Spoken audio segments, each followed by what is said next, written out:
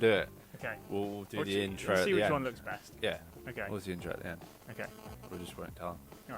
All right. Hello and welcome to episode 60 of the 206 build series. I'm sat here with Tom and he is going to trawl through some questions we have on our YouTube channel because we've been busy and we haven't been typing on the computer very much. So apologies for any of the viewers that have been expecting some really intriguing and no, that's not the word. Wordy and an intelligent response, because we never click the generic responses that come up on our channel here, do we? No. So no, it's all organic. Yeah. Organic responses. So yeah, apologies for any delay in response. We will answer all of your questions now, and from now on we will carry on and respond to them as and when they come.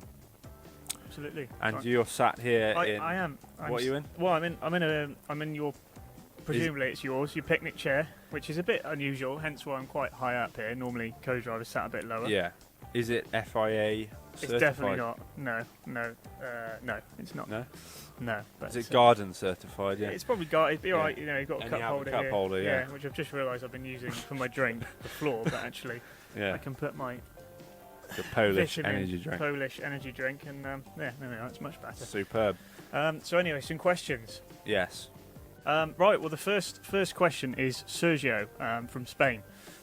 He says, I like the rear spoiler, not the third brake light, and it looks like a new Ford Puma WRC. Are you inspired with it? I thought this has a lot of holes in the rear. I haven't put anyone on the glass. I'm not quite sure what he means by that. But yeah, he's asking if you're inspired by the Puma WRC, Yes. the new... Yes, very hypercar. much so. I think it's a great looking car, and it's going to be exciting to see it out next year. Yeah, the design is very similar. It has, from memory, it has slightly curved arches, top part of the arches, front and rear, which is obviously the same as this. So yeah, I mean, I can see the resemblance. The wing is similar. Obviously a lot more curve to it on the Puma, but yeah, it's similar to design in the sense that it has the big side plates, which all the WRC cars seem to have now.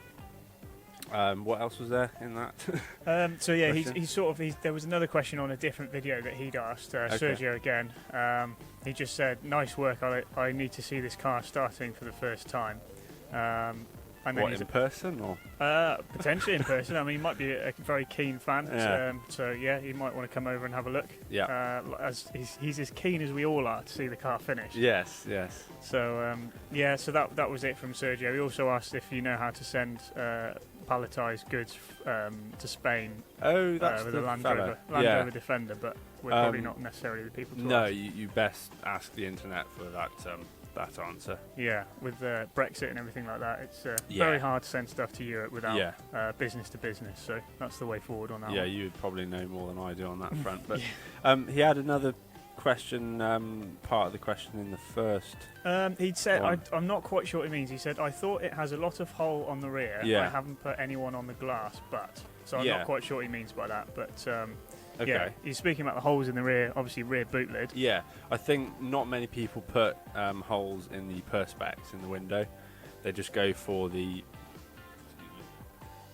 Is that the Polish energy That drink? is a Polish energy drink. Yeah, tuck in.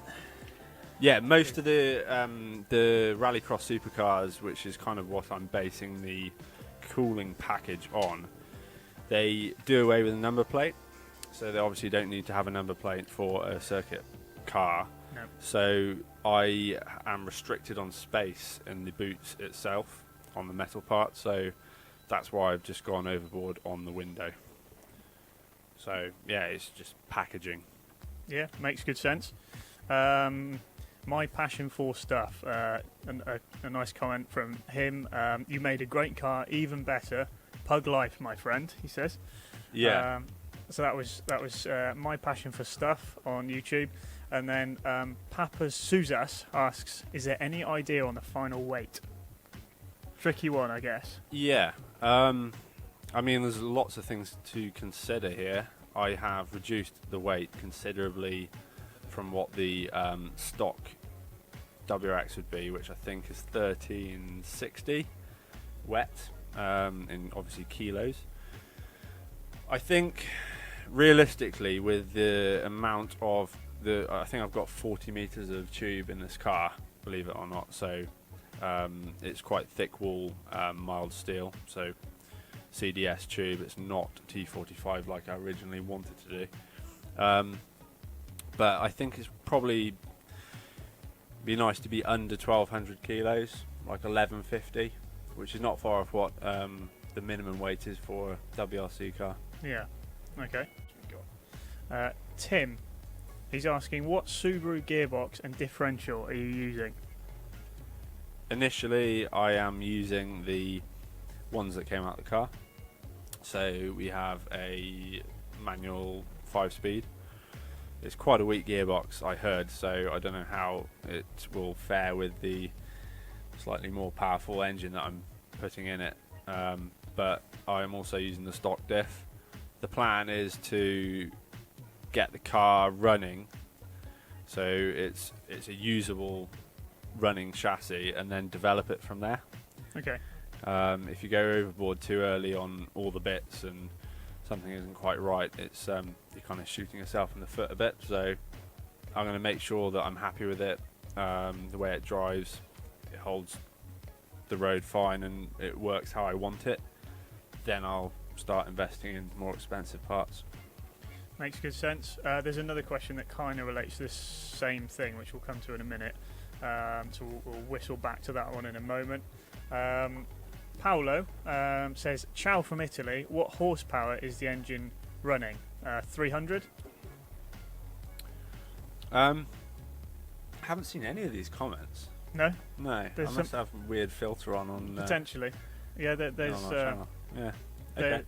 There's a few. So that come in. He wants to know how much power the engine will be to start with. I think, well, obviously, I suppose knowing an EJ20, the figure is fairly basic, but the engine you're running is not necessarily standard, is it? So the standard EJ20, the 2 litre, which is what was in this car originally, on the bottom half of this car, is 225 horsepower. Yeah. And it's up there on torque, like they're torquey engines for the power that they produce. But I haven't built it myself, but a friend sent me a contact for an engine builder, Andy Williams in Wales, and he has kindly built me a 2.1 stroker engine. So essentially it's using the same block, the heads, cams, everything is the same, but he has closed deck conversion, which makes it a lot stronger. I think you can go upwards of 600 horsepower and not have a problem with the block. Obviously, being the EJ, sorry, again, this energy drink's doing funny things to me. That's nice. The EJ205 block is not reinforced at all, so it's not the same block as the STI engines, the 207s. So it's very important. I was conscious that I wanted to make sure that I had a really strong engine to build up over time. So essentially what I have is a 2.1 stroker, so it's a closed deck block. It has forged pistons, rods, and studs, and then the top part of the engine's just been rebuilt. It's been checked and rebuilt, and it has a slightly different oil pump, and then so it should produce safely 450 horsepower 450 as it is. Yeah. But I want to initially, I think I'll try and map it at around 400, and then see where we go from there. So what ECU are you going to be running? Speaking of mapping, have you got that far or not quite? Not yet. Not no. quite. Okay. No. I want something that is very diverse and can be used like easily by lots of people. Yeah. So I don't want a really bespoke thing. Yeah. I want something that can be very adaptable, so anyone can really tune it. Yeah, no, it makes sense. There's a lot of ECUs that are very, very specialist. Only certain mappers can do it, and you've got to drag it 6 hours to the other side of the country on a trailer before it can start or whatever. So but again, I would probably ask Andy what he suggests when the time comes to getting it running. Excellent. P.S. He says, looking good. He's commented a couple of times on the channel across various different elements of your series. Is that his name? P.S.? I doubt that was the name that he was given at birth. No, but on his YouTube. Yeah. Oh, it's there. There was half of his question in front of me, and then half is on there. Yeah. Okay. So he says, he likes the build. He's really enjoying the videos. He says, I too am building a replica rallycross car. Ken Block's Ford Focus RSRX videos on my channel. He says, how do you plan to handle the control arms and suspension? Will you widen the track of the car from stock? So again, a bit of a sort of continuation from the other question about, are you going to put uprated bits on from the get-go, or are you going to see as you go?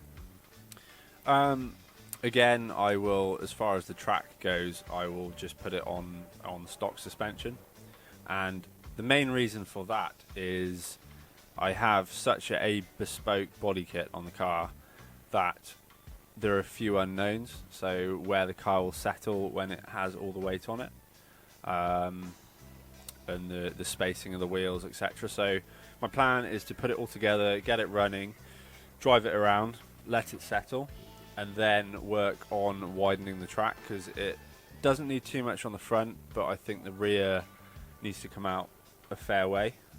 So I have a couple of options.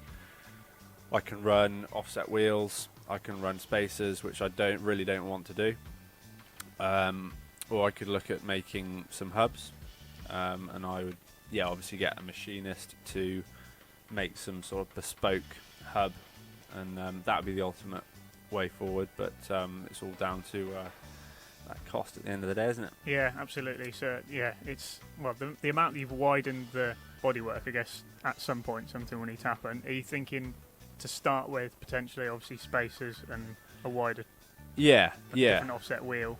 Yeah, I mean, aesthetically the car, it probably won't look as it will in the final picture, if that makes sense. So when the car comes together and is running, it probably won't look as it will when I want to do like a proper release video of unveiling with all the livery and whatever else on the car, and it completely finished. So hopefully by then the spacing of the wheels and the height and everything will be sorted, because I will ultimately go on to coilover suspension. Yeah, makes sense. Yeah. Which brings us quite nicely to a question. Where did I see it? Speaking of sort of towards the end of the project, which I bet you can't wait to see, 24-S14 says, what will your first test of the car be, road or track?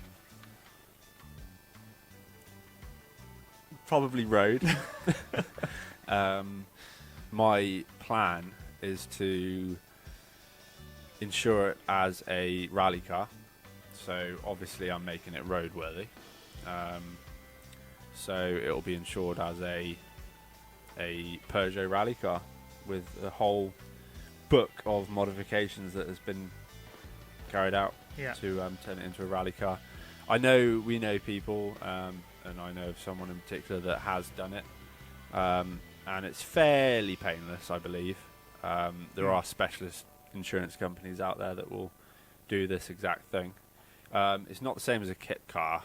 I don't think you have to go through some real serious scrutineering, but you have to basically list everything you've done, the modifications to the vehicle. So obviously I will use the VIN number and everything of the Peugeot. Yeah. That makes sense. Good. And Oscar asks, are you still able to take out your spare wheel if necessary with the ducting? So obviously you've built, as much earlier on in the series, you've put a spare wheel holder in place. The biscuit tin. The biscuit tin. That was much earlier on. I guess that was like 6 months ago you were doing that. kind of behind us now. You can sort of see it potentially in the video. But yeah, he's asking if you can take your spare wheel out, which I guess is the whole point from your side. Yes. The answer is no. I can't take it out, but there's 2 Allen head screws that hold the ducting in. So I'll have a little quick release Allen tool in the car. So if you do need to get the wheel out, you just literally pop the duct out. It's going to be made to be really usable and quick release. So it'll take probably 2 minutes to take the wheel out. Yeah, good. Actually, go on. Before I forget, PS, the chap PS. Yeah. I did look at his channel. I think he's based in the States, is he not? Yes. Yeah. And I have a question for him. I like the wing that he's doing. He's making a, I don't think it's an overlay carbon, obviously Ken Block style rear wing for his Focus. Good skills. Yeah, it looks good. But why are all of your videos 16 seconds long? Are they? They are, yeah. Okay. And it's a shame because I'd like to see more, but they're very, very short. So is that is there a platform where you have a really short video and you just put them on YouTube? Well, there could be. I think there's like a shorts section of there? YouTube, which Okay. we've not yet utilised, but he may well be. Yeah. So yeah, that could be it. So shout out to PS. Yeah. Make longer videos, please. Cool. So that was Oscar. Keckman. Right, he says, fun fact. Golf R32 Mark IV four-wheel drive fits a lot better and is a lot less work. Ooh, what have you got to say about that? Okay, so the Mark IV, that is that has a 3.2 litre engine. Yeah, that's like the early 2000s. Yes. Haldex rear. And what is the curb weight of one of those cars, do you think? Off the top of my head, I don't know. I mean, that's going to be about 1,500 kilos, isn't it? I'd go some. Yeah. And not famed for being a rally car either.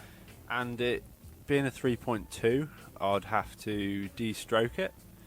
So that's another issue. Yeah. You'd have to actually make the engine smaller to comply with any kind of competition you want to enter.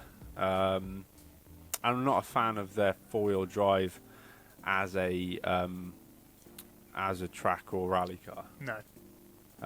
As a road car, they're great. They'll certainly sound up there. The engines they sound lovely, don't they? But yeah, I appreciate the comment, but I don't think it's really suitable for my application. And yeah, as a rally-based vehicle, I think the Subaru is a better platform. Yeah, no, I agree. But thanks anyway for the comments on that. I'm going to say this man's Greek. That is a hell of a name. So, Than Ashes Kyriakopoulos says, nice job, with a good old thumbs up emoji. Big he says, thumb. try cutting the right and left edges of the diffuser to be the same as the bumper line.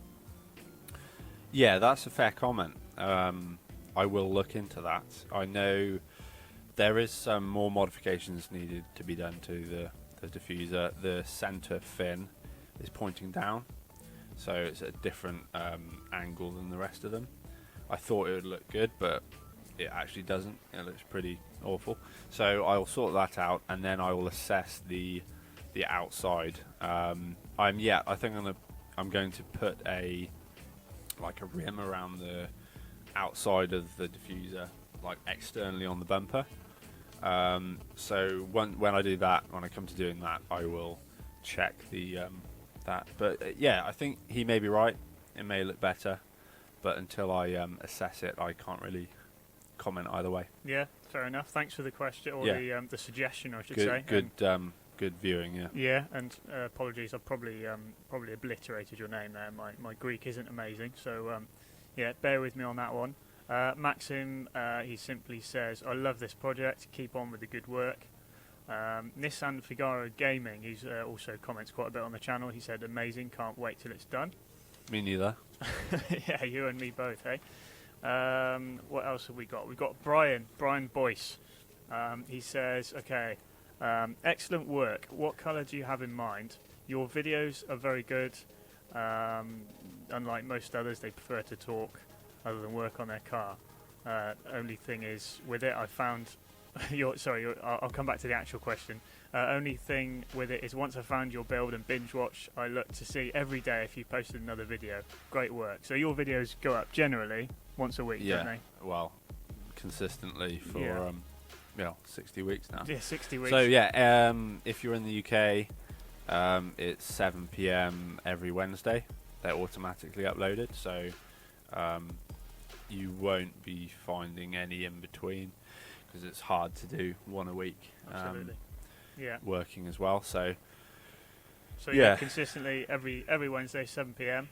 So Brian, you can keep an eye out for that. But to answer your first question, what colour do you have in mind?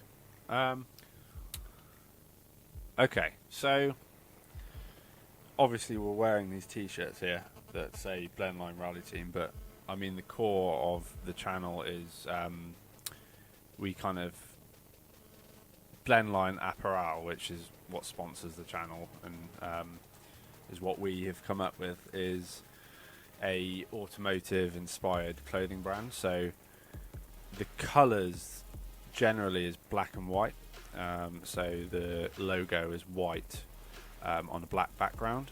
So the car, I'm thinking at the moment the car will be a mixture of black and white, but I want to put a sort of a spicy colour in with it.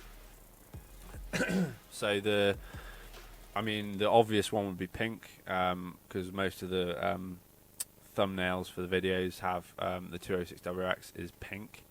But I'm thinking like maybe a pink, blue, black and white theme. But when I come to designing the look of the car, then obviously that'd be the ultimate. Whatever takes my fancy, but I think I'm going down that route at the moment. Yeah, makes sense. That sounds good. As others. Another part of the question. That was it. That was Okay. it. Yeah, that and he's looking forward to new videos all the time. So hopefully we've answered that one. Yeah. There's a gentleman here. Unfortunately, Windows or YouTube has kind of got rid of his name because I think it's probably maybe Russian or something. Or it's something hieroglyphs to me. Hieroglyphs. Yeah, the computer's kind of ruined that. But when is it going to be done? That's probably the question of the year, isn't it? I'll be honest with you. This time last year, by now I thought it'd be running. So obviously we're sat in a shell of a car, really. I mean, there's obviously a lot of work that will bring the car together quite quickly now, but it was still engineless. I think. Yeah, I mean, I'm sort of bringing you a long way around on the answer, but it's the unknowns, like the body kit was made from scratch, completely bespoke, my own design, and in my mind, I thought it would take a couple of months, maybe, to do, and it took more like 6 or 7. Yeah. So from the car was, I put this loosely, painted at Christmas time last year, and it's only been fairly recently that I've finished the bodywork. So I mean, obviously through the coming months, we're coming into winter here in the UK, and hopefully I'll be able to spend even more time on it. But like I say, it is coming together. We could be running by spring, I think. Running by spring? Yeah, running by spring, and obviously I'll be developing the car more to get it much better. So yeah, summertime, so maybe 8 months time. Which means, I guess, that's because it's been like, what, 12, 13, 14 months now? Yeah, I started it like June, July 20. Yeah. Yeah. So okay. So it will be nearly, if that all goes to plan, that'll be like nearly 2 years on development and building. Like I say, commendable, but a lot of projects do go on far longer than that. But amount of, I know the amount of effort that you put into this. Basically every possible evening, and most weekends. you know you've grafted on it, so it's Yeah. it's not like you've not wanted to finish it. I know how much you want to finish it, and Yeah. it's I mean, it's not. It's a case of not burning yourself out as well, yeah, and keeping inspired and wanting to do it. I could put slightly more hours into it, possibly, but I mean, COVID's been a blessing for me, really, because this was a COVID project. I started it a month or two into COVID, into lockdown here in the UK when it all kicked off. yeah, And yeah, like you say, every evening I spend maybe a couple of hours in here, and then most weekends I'm in all day. So, I mean, if you want to, I've put about 1,100 hours in so far, and in a year, so that's about the equivalent of half a year's work. So if you work to a 9 to 5, that's half a year in a year. Jesus. And I work 45 hours a week as well. Yeah, so, that's the point in all this, is you have a very demanding job. Yeah, as well. A very labour-intensive job, and also that 1,100 hours doesn't include research, ordering parts, getting parts, so driving around, doing the errands, and the editing. So you can add a fair bit onto that. I mean, we can get into the video side. I mean, every week I film roughly 2 hours worth of footage, so like an hour 44 to 2 hours, and that's obviously reduced down to 10 to 14 minutes per episode, but then it'll take probably 3 to 4 hours to edit, and then it adds up. Yeah. But the thing is, I am really enjoying the creative part, doing the videos. And back to one chap had a comment saying the reason he likes the videos are I focus more on the work than the show. Yeah. And that was the whole intention, really, to do this build series. Is you'll find a lot of series on YouTube, they just show you the finished work. Yeah. So it's them basically pointing a camera at them, showing you what they've done, but you never really get an insight into how much work goes into getting to that point. So I try and film the shit parts, the nitty, the gritty, the stuff that you don't get to see, and hopefully I think it's inspired people to do their own projects as well. So that's a nice thing too. Yeah, no, there's definitely been a lot of comments kind of earlier on saying, "Wow, you've inspired me to finish my car, or to start this or start that with my project." So it's good to see. And I know, obviously, there's been parts of this year and the end of last year where I was, we were all locked down. I couldn't see what you're doing, so it was great. I could actually watch on YouTube and see how you're getting on with it, which was quite unique, which was cool. Yeah.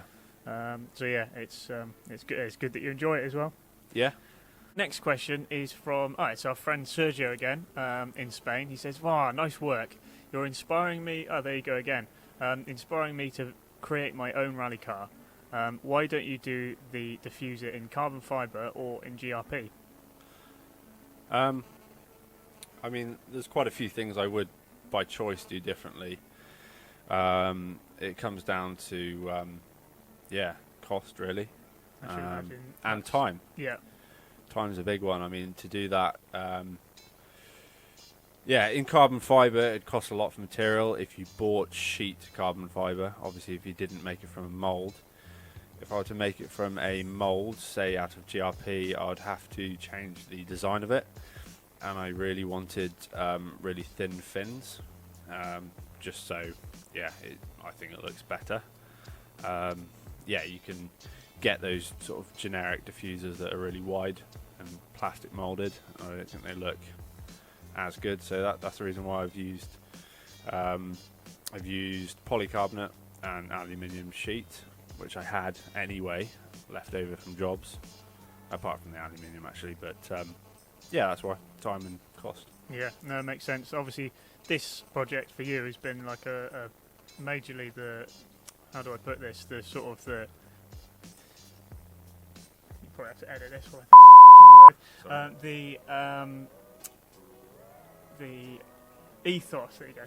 The ethos for this project for you is has been cost. It's a budget WRC car build, isn't it? Which Absolutely. obviously doesn't exist. You don't get a budget WRC car, but if you did, this car would be it, isn't it? Yeah. So yeah, cost being a major part. If you can make something, you have made it, haven't you? You've not really bought. Well, you've bought like some fins on the rear, and you've obviously done bought a few little bits and pieces, but the majority has been really fabricated or made. Yeah. Yeah, I mean, there's efficiency and cost and everything to weigh up. So if there's something that's going to take a really, really long time, then I will just bite the bullet and buy it. But often, I mean, especially the smaller parts, like the fixings and brackets and whatever else, it's actually like to wait for, especially if I'm producing a video every week, you can't really afford just to wait a week, 10 days to get a part, where you can just make it much quicker, and how you want it. So yeah, I mean, the like you say, the whole ethos is doing it cheaply, and that's really the only way. Obviously I'm probably on like 0.25 or 0.5% of the budget of what a WRC car would be. Yeah. Yeah, I'm building something unique, which obviously has a certain value as well. So yeah, absolutely. Yeah. And What was the question? I forgot. it was about the spoiler and the diffuser as well. Oh, and you went on to it's a budget build. Yeah, basically. budget build. But it's well worth noting that obviously the bits that are worth spending the money on you have, i.e. the roll cage, the engine. Yeah. That's the sort of things that would let you down if you didn't spend the money on it. So you've done that right, and that's the it's got all the makings of being quite a decent performance car. This there's obviously a lot of unknowns about alignment and track and things that we don't know yet, but you're going to get there. Yeah, I mean, a big thing will be the shortened wheelbase and the way the car moves. Obviously, we've both driven Imprezas, but nothing with a 206 wheelbase. But no, I think it should be good. Yeah, there are a few unknowns. I'm very confident with the strength of the car. It's obviously tied together with this hefty cage. The reason I didn't go with T45 is A, cost, B, I bought a tube bender, so it's a bit more tricky to bend T45, and plus the CDS has a bit more flex, so if you do knock it, it's less likely to shatter and cause more sort of serious damage. So and I'm happy to compromise on the weight. I mean, that's the only major difference is the weight between the two materials. Yeah, makes sense. That's good. We'll go back to an early question here. Okay. It's a bit earlier. Ben says, "Hi, silly question. Are you doing the floor/sill and the arches, protection panels, also, or off-the-shelf parts?" Okay, are you building the underfloor protection, or are you going to basically buy something? So it kind of relates a little bit to the question before and the answers before. What's better or cheap material to use for DIY? Cheers, and you're so close. Keep it up. Yeah, well, thank you. And what I'm going to do is there is a certain flexible plastic which you can buy, and I am going to find. I'll get a couple of samples, a couple of different thicknesses, and then find a company that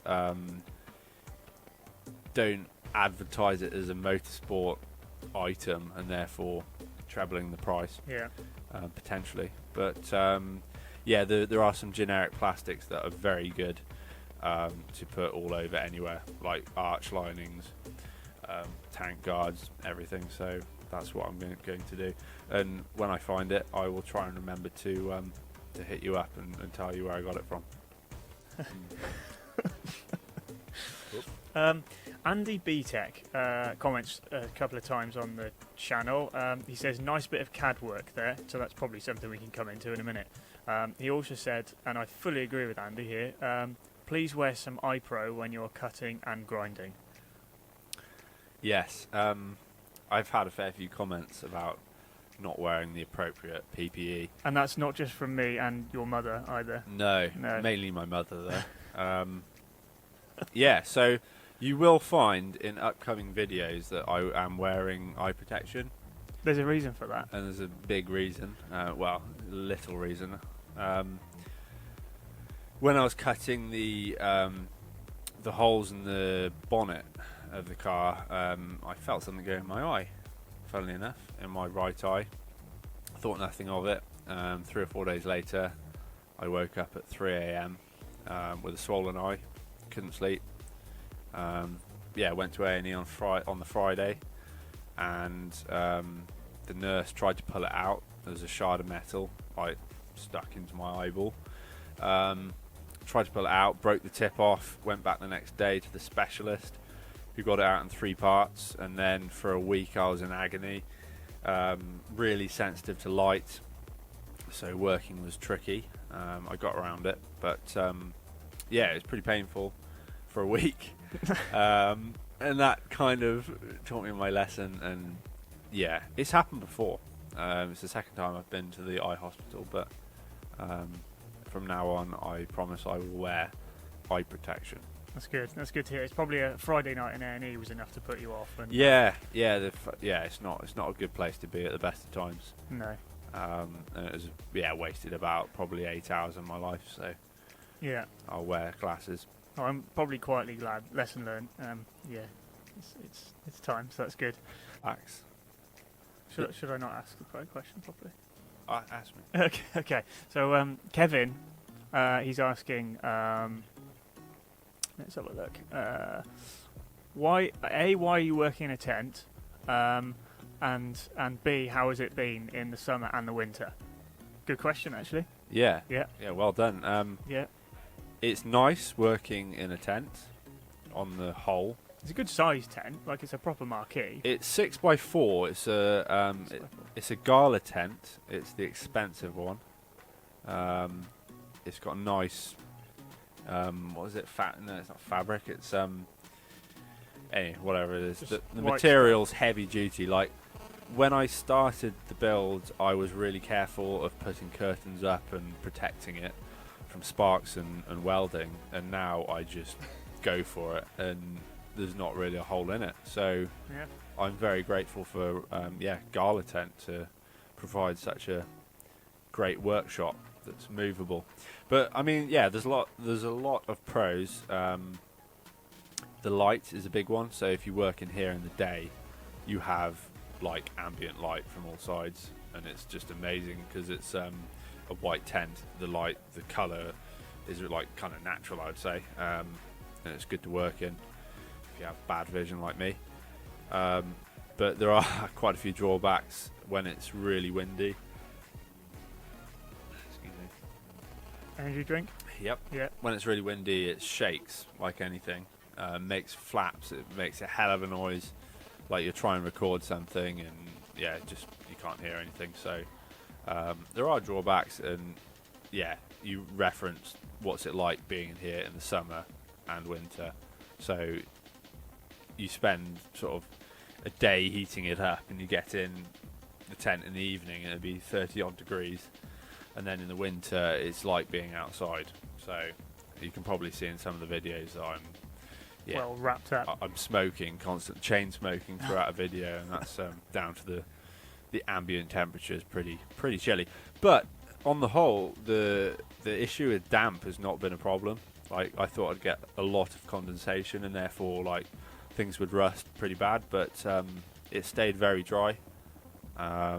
The only thing is the floor's not completely level anymore, so the footings may have moved slightly. There's nothing to worry about. No. Until I get all the bits in the car and it weighs a lot more. But and rolls backwards. Yeah. But on a whole, I think I made a good choice. Yeah, it's convenient and it's a very cheap garage. Are you going to keep it up when you're done with the project? I'm not sure. No, Don't know. that's fair enough. Might move it. Yeah. Yeah. Good. A big question that a lot of people ask me is like, why?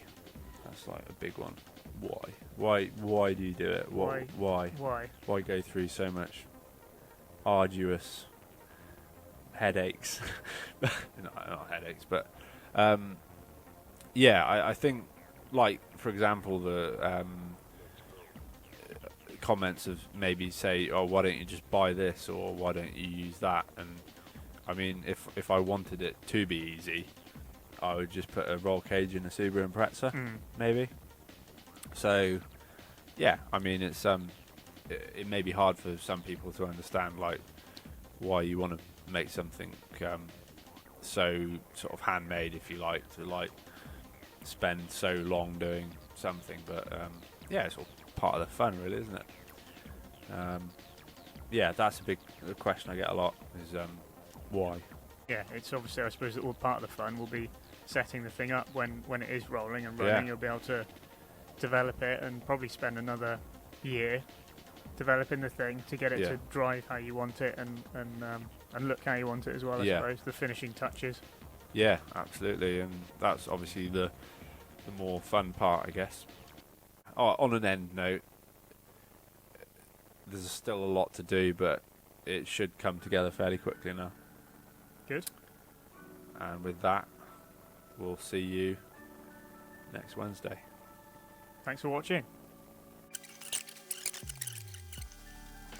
From there, if it's all right with What's you. the stopwatch for? The stopwatch? So that we know how long we've been chatting. Okay, yeah. Some idea. So you can get home for dinner. No, just gives us a bit of a. I don't know if I'm going to be able to see that, but yeah, very good. Yeah. Okay. Right, so you should introduce this. Yes. And you're telling the folk why we're here. Yeah. Take another gulp of your This Oshi vitamin Oshi vitamin. drink, Polish. Dangerous looking stuff. Very nice.